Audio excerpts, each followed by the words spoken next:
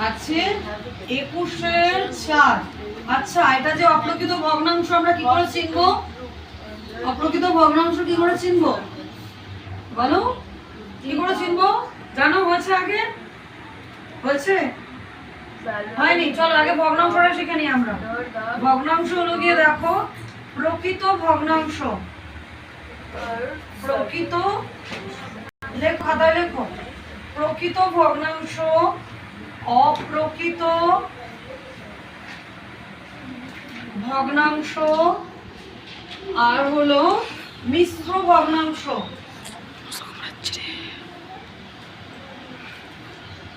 মিশ্র ভগ্নাংশ আমরা অঙ্কটা যে করছিলাম, আমরা একের কটা কি ছিল? 21/4 ছিল তো, 21/4 ছিল তো।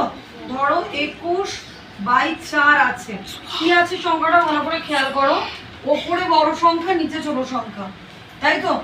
যদি থাকতো ওপরে ছোট সংখ্যা, নিচে বড় সংখ্যা, তাহলেই হয়ে যেত এটা প্রকৃত ভগ্নাংশ।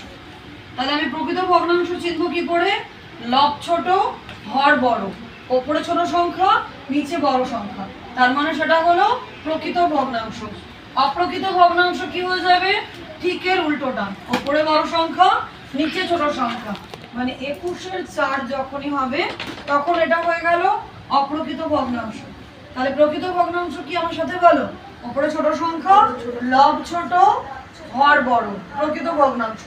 অপ্রকৃত ভগ্নাংশ, লব বড়, হর ছোট, অপ্রকৃত ভগ্নাংশ। মিশ্র ভগ্নাংশতে দেখো এরকম থাকবে 2 পূর্ণ 3/10। এই যে পূর্ণ সংখ্যা থাকছে, এটা দেখে বুঝবো আমরা যে এটা মিশ্র ভগ্নাংশ। চিনতে পারবে এবারে কোনটা কি ভগ্নাংশ? প্রকৃত ভগ্নাংশ উপরে ছোট সংখ্যা, নিচে বড় সংখ্যা। অপ্রকৃত ভগ্নাংশ উপরে বড় সংখ্যা, নিচে ছোট সংখ্যা। মিশ্র ভগ্নাংশতে পূর্ণ সংখ্যা থাকবে। বোঝা গেল? এবারে চলো অঙ্কে আসি। দেখো এবারে কি দিয়েছে আমাদের? বলেই দিয়েছে যে অপ্রকৃত ভগ্নাংশকে মিশ্র ভগ্নাংশে পরিণত করো।